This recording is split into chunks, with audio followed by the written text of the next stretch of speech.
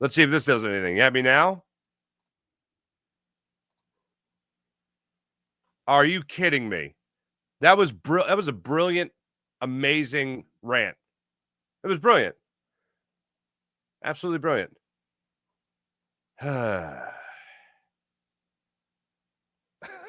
April. Whatever he's saying must be great. All right. What was that? The first 5 minute? All right. Edit out 5 minutes. Making a note. Hey, welcome into the Farsi Show. My name's Mark Farzetta. This little show we do is called The Farsi Show, and it's presented by MyBookie, mybookie.ag, and it's wonderful to have you along for the ride. Yeah, that's right. Things we're going to get into today. The Eagles are playing football tonight against the Washington Commanders. How about that? That's something. 7-3 Washington Commanders against the 7-2 Philadelphia Eagles in South Philadelphia. I'll give you my 5 big things that I'm going to be looking at in this game. The wonderful thing that you look at in this game, and I was noticing that, is one of the things I should have realized after a 5-turnover game that they forced against the Dallas Cowboys in that blowout. But the Eagles are +1 now in turnover differential.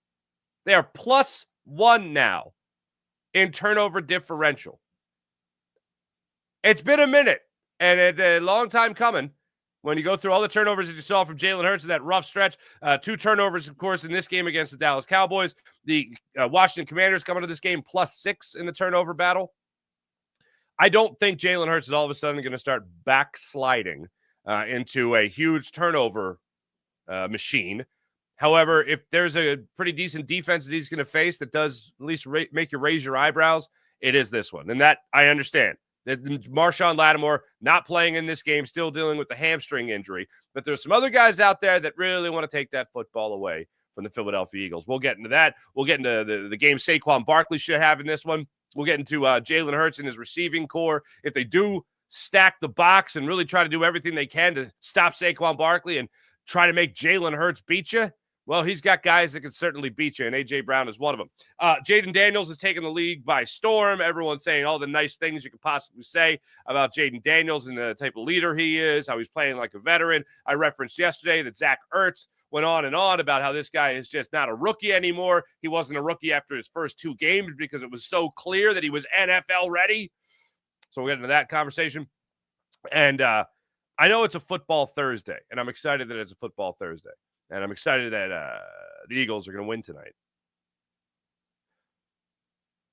But the way the 76ers played last night against the Cleveland Cavaliers is not a moral victory. And I know everyone always jumps to the moral victory thing, and I'm not a moral victory guy. I've told you many times before and for years that I don't believe in moral victories, but I do believe in moral losses. A perfect example of that is beating the Cleveland Browns. Barely. And then your head coach yelling at the stands afterwards. That feels like a moral loss. Since then, the Eagles have been amazing, and they don't have no need for moral victories because they've just been winning 5 in a row. But with that being said about moral victories, when you're looking at a young player develop, you just want to continue to see steps forward. And if you want to call Jared McCain's 34-point, 10-assist night with no Joel Embiid, no Paul George, and Tyrese Maxey's still on the mend, and all of a sudden Jared McCain finds himself as the number 1 guy, a guy who was a 16th overall pick in this past draft. He goes out there and continues to take major steps forward, and he's asked to be the number 1 guy. He makes his first NBA start. And he goes out there and he rips off his first double-double with 34 points, his first 30-plus point game, first double-digit assist game. And he kept the Sixers in the game for the vast majority of the game. 2.5 quarters, the Sixers went out there, and they battled. And then they kind of took the last 6 minutes of the third quarter off. And then in the fourth quarter, and they were in there for like 8 minutes, and then or 9 minutes. And then the last 3 minutes, Donovan Mitchell scored 11 of his 23 points in the final 3 minutes of the game. And that was all she wrote, folks. That was all she wrote. But all in all, and we'll hear from Jared McCain as well, all in all, absolutely incredible what he had to say after the game. There's going to be a word surrounding him, and it's a word you want to hear when you talk about young players. The word is confident.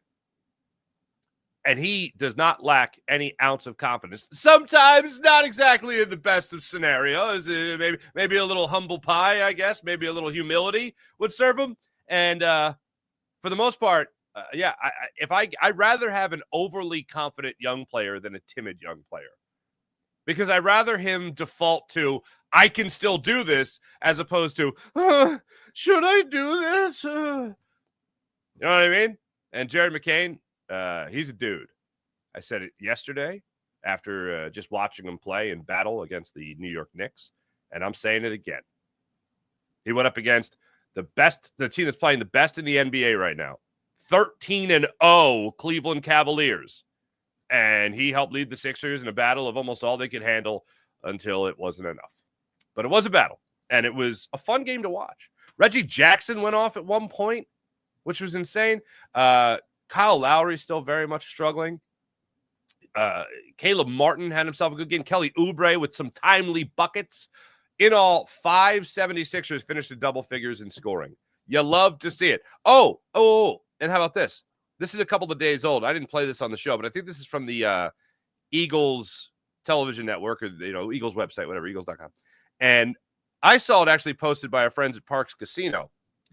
Very rarely do we get to see Nick Sirianni in his natural habitat. But have you seen the clip of him addressing the team this week, talking about doing special stuff? All right. I'm going to lead it off with this, because this is the whole mentality, mindset, and all that stuff the Eagles have to have if they expect to do what Nick Sirianni calls something special this year. Here's Nick Sirianni addressing the team this week. Right? We got really good players. We got a really good front office and GM, right? And with great talent, and with great coaches, and with great physicality, and with great detail, you can win a lot of games. You can win 10, 11, 12 games. But you can't do special unless we continue to come together as a football team. I ain't into winning 10, 11, 12 games. We've been done that here. We've done that there. I want to do special shit. And you can't do special shit alone.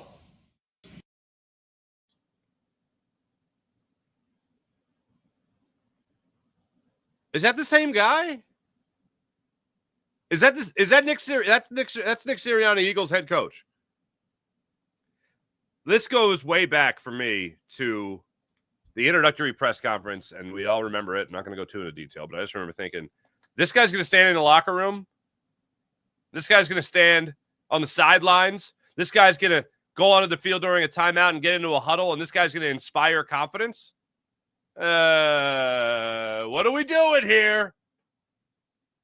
And then I quickly defaulted to, all right, let's not lose our minds. I still would like to believe, before the Eagles have even had a training camp with Nick Sirianni, I would like to believe that this was a good hire, that this guy will help lead this team to many victories and a Super Bowl championship and all that stuff. I want to believe that to be true. So, all right, what am I missing here? Well, for some people, a podium or a microphone is not a natural habitat. That's not your natural habitat, to be around those things. The podium, the microphone, whatever, the camera. But the natural habitat, your natural habitat, could be the locker room, the auditorium where you hold your meetings, the quarterback's room, the wide receivers room. That could be your natural. That should be. I don't care if the guy can deliver a sentence while public speaking. If the guy can coach, the guy can teach, and the guy can motivate and hold players accountable, well, then he's going to do all right. And listening to that and watching that was the most convinced I am about every player, the way they talk about this head coach. And it's the weirdest thing. Even after the Browns game, after the Bengals game, during this 5-game win streak, after they lost to the Tampa Bay Buccaneers, they came back from the bye, and people are asking about confidence in the head coach and all that. Whether they're asked about him or not, sometimes unsolicited, they offer endorsements of Nick Sirianni. And for the life of me, watching him, I can't understand where that comes from. And then I've seen clips from him before, behind the scenes, and it's like, okay, yeah. But not like that. Not like that, where he's talking about, oh, guess what? We've had playoff seasons. I've made the playoffs before, basically. We've done the 10, 11, 12, whatever, wins in a season. We've played in the Super Bowl. I want championships. Championships are what's special. If you're in that room, you play for that guy. That's the guy that they see. And I remember Jason Kelce maybe a month ago. Yeah, it was after the Browns game. He was on WIP during his weekly hit, and he says, yeah, nobody runs a meeting like Nick Sirianni. He goes, he's the best meeting presenter that he's ever had. That's what they see. That's who they play for. And Chauncey Gardner-Johnson, who, as we all know, is not shy to critique anybody, continues to talk about his head coach. And, oh, by the way, Chauncey Gardner-Johnson's a safety. Nick Sirianni is a former, D3 Mount Union college wide receiver, supposedly an offensive-minded head coach. And he's talking about Chauncey Gardner-Johnson, Mr. Critic himself, loves the guy. So if you can make Chauncey Gardner-Johnson believe in you, then you can make a lot of other players believe in you.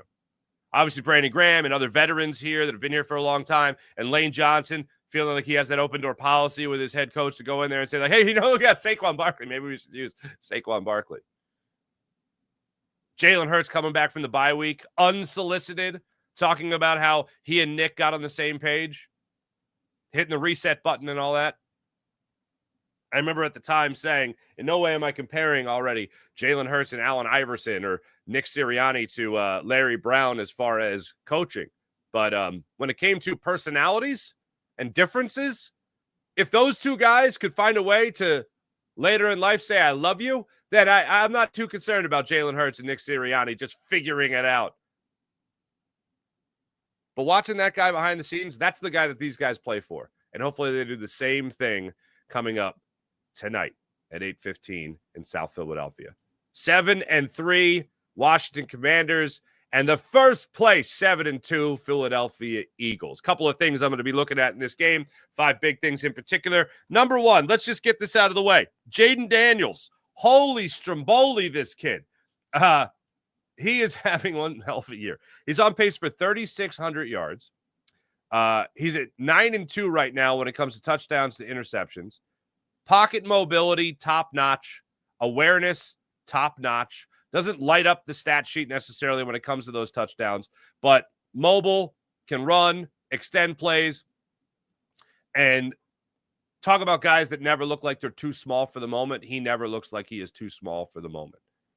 Having an absolutely incredible year. ESPN has his QBR at 71.2. Overall on the season, he's at 101.7 on his passer rating. He is having himself one hell of a football season, averaging 8.2 yards per attempt as well. He's going to give the Eagles all they can handle. And when you think about guys like Terry McLaurin is on pace for a career year. He is third right now in the NFL in receiving with 711 yards. And we all know how Terry McLaurin loves to tee off against the Eagles. So look at that 1-2 punch. Also look at Zach Ertz is having himself career year. In case you forgot about Zach Ertz, he's only 49th all time in the NFL in receiving. I think he's gotten up to 7th right now or 6th in tight ends for receptions by a tight end in NFL history. Oh, yeah, he only caught the game-winning touchdown in the Super Bowl. He's 5th in the Eagles in receiving and yards, receptions and yards. And Zach Ertz is still having himself a nice little year for the Washington Commanders. Eagles have not struggled against tight ends this year.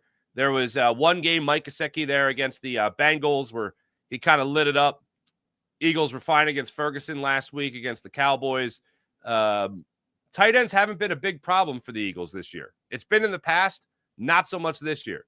But Jaden Daniels can find ways to get the ball to Zach Ertz, and Zach Ertz is putting together a nice little season for himself. When you talk about overall what you've been seeing from Zach Ertz, 37 catches, 381 yards, 1 touchdown on the season. He is second on the squad in receptions and second on the squad in receiving yards. Terry McLaurin running away with that. Oh, and by the way, Terry McLaurin, 6 touchdown receptions on the year also. So 9 of the touchdowns that you have seen from Jaden Daniels this year, 6 of them have gone to Terry McLaurin. That's pretty good.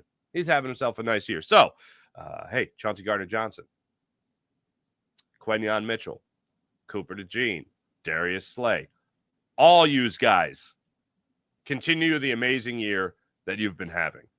And Quenyon Mitchell, Cooper DeJean, let's put another, I'm not going to say Terry McLaurin's a big name, but another good, solid name in your book for a guy that you shut down. Let's do that this year. But yeah, all the respect in the world to Jaden Daniels and what he's been able to accomplish so far. in his rookie season. Austin Eckler is having himself a nice year as well for the Washington Commanders. And one of the things I think about is always the ability to control the clock. And Austin Eckler, Brian Johnson's going to be up for this game. Jaden Daniels, obviously, with his scrambling ability. 3 guys that can certainly control the clock. If they want to run the football and they want to keep the Eagles' offense off the field, they've got 3 guys that can extend plays. Or, get past that first down marker on the ground and keep that clock running and keep Jalen Hurts, A.J. Brown, Devontae Smith, Dallas Goedert, I almost said Zach Ertz, and Saquon Barkley off the field. 3 guys that can run the football at an alarming clip. So that's something that Jalen Carter is going to have to be Johnny on the spot for yet again. And I said this after the Cowboys game. I referenced it also after the Giants game and the Bengals. But Jalen Carter, I believe, has now gotten to the point where this is the norm. Double teams, triple teams, using quarterbacks to scramble away from the pocket, flushing them out. He's winning. He's winning. I can't remember a guy. I mean, of course, I remember better defensive linemen, but his ability just to get off the ball, beat one-on-one, beat double when he's double teamed, his ability to do that is monstrous. And the way he does it, when he shovels his feet back and forth, he like jukes out the line. Like, you're not expecting it as a line. You're expecting a guy to try to come after you with raw power. And don't get me wrong, the guy can absolutely put you on roller skates. I'm not saying he can't. But his agility at the line of scrimmage is what makes him so special. His strength combined with that agility, that is freak status in the most positive way. So this Washington Commanders offensive line, they're going to have to protect their quarterback. And when you look overall in the season and what you've seen from Jaden Daniels, 20 sacks on the year, not a whole lot, but his ability to get away from that pressure when the O-line is beat is pretty top-notch as well. So I want to see that from Jalen Carter. Keep that coming. On the defensive side of things for the Washington Commanders, 8.5 sacks on the season by Dante Fowler Jr., 3rd in the NFL. Eagles are getting Jordan Mailata back. Eagles face Trey Hendrickson, who, by the way, right now, I think he's got 11 sacks on the season. They contained him. He is the leader in the NFL. They contained him. Dexter Fowler's second. He got 2 sacks on the Eagles in that game. But this is a game against Dante Fowler Jr. where he can help stop the run, and he can also get after the quarterback. So that's something that's going to be absolutely towards the top of my list here. Bobby Wagner playing at the level that he's playing at again this season. It was interesting when they asked Kellen Moore about Bobby Wagner. It was almost like Kellen Moore thought he found the fountain of youth. And Bobby Wagner's leading the team in tackles. He himself has 2 sacks on the season. You're talking about a 34-year-old veteran. He's been in the league 13 years now, I believe. Goes back, of course, as we all know, to those Seattle days. But you want to call it a fountain of youth? You want to call it a throwback to Dan Quinn, whatever? He is him this year again. Somehow, some way, he's finding a way to help this Commanders team win. And it all comes down to instincts, and it comes down to strength, and he's still very much got all that. So I'm going to be watching him closely in this game, of course. I did mention already the 6 turnovers, +6 in the turnover differential game. That's the Washington Commanders this year. Eagles are at +1. Speaking of turnovers, I'm not going to go into the idea that Jalen Hurts is all of a sudden going to go back to an alarming rate of turnovers and become that turnover machine again. I think last Sunday was more of the exception than the rule. And I know any Jalen Hurts hater is, oh no, this is who he is. This is who he's always going to be. I don't see it. I don't see it. The thing the Eagles have going for them the most and the best in this game, I think, is Saquon Barkley. You're going up against the 4th worst run defense in the NFL, against the guy who's 2nd in the NFL in rushing. 991 yards, Saquon Barkley. I got confidence he's going to be able to run the football. However, the other team knows that too. And you always have to consider that they're game planning for you just as you're game planning for them. if they do stack the box, if they are able to have success against Saquon Barkley, then I am looking to see what Jalen Hurts does with A.J. Brown. I'm looking to see what Jalen Hurts is able to do when you look at Devontae Smith. I'm looking at what Jalen Hurts is able to do with Zach Ertz. Those three leading receivers. And Jahan Dotson, you got something special for your former team? And now how about red zone target Johnny Wilson? Let's go out there and do it. Couple interesting numbers when you talk about Jalen Hurts in this game. This is fascinating to me. Saw this the other day on ESPN, and it came after Jalen Hurts talked about the uniqueness and versatility of Dan Quinn's defense. Well, the Washington Commanders play the 7th highest rate of man coverage in the NFL. 51% of the time, they're in man coverage. Jalen Hurts versus man coverage this year, courtesy of Next Gen Stats. 2nd in yards per attempt, 8.8. 3rd in quarterback rating, 81.7. And 3rd in completion percentage, 65. So 2nd, 3rd, and 3rd in yards per attempt, QBR, and completion percentage against man coverage. So Dan Quinn's going to roll that out there. Tee off, son. Jalen Hurts, have yourself a day against this Commanders defense. But all in all, the thing I really want to see is Saquon have a day. I've mentioned before that you talk about this defense. Washington Commanders allow 4.9 yards per carry to running backs alone on the season. That is 29th in the NFL. So Saquon, do your thing, brother. And if not, you got some fail safes. Overall, I just think the Eagles have too much firepower for the Commanders to handle. I don't think it's going to be a blowout.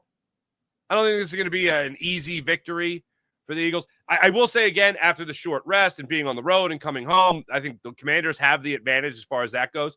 But the Eagles being able to rest their starters again, and I think it's 3 out of their last 5 games, they've been able to rest starters in the fourth quarter.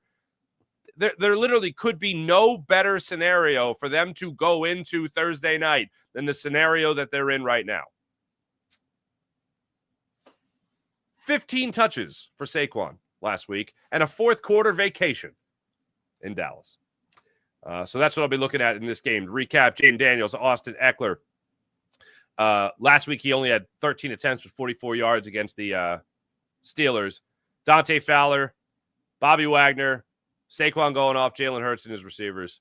And yeah, Zach Ertz going up with this squad as well. That's what I'll be looking at in this football game. One more thing from Nick Sirianni. He was talking about, he was asked about the question about special things. Dave Zangaro of NBC Sports Philadelphia asked him what he notices in this football team and what does he look for when he talks about teams that get along, do great things. I think you can tell. There's a lot of things that you can tell in interactions of team meetings. You can tell things like that. Just the energy, the flow, all those different things. I think you can tell. I always think there's a lot to be said for how guys celebrate together. And I think that's a big deal. I mean, there's a lot of different things. You look at selflessness of players.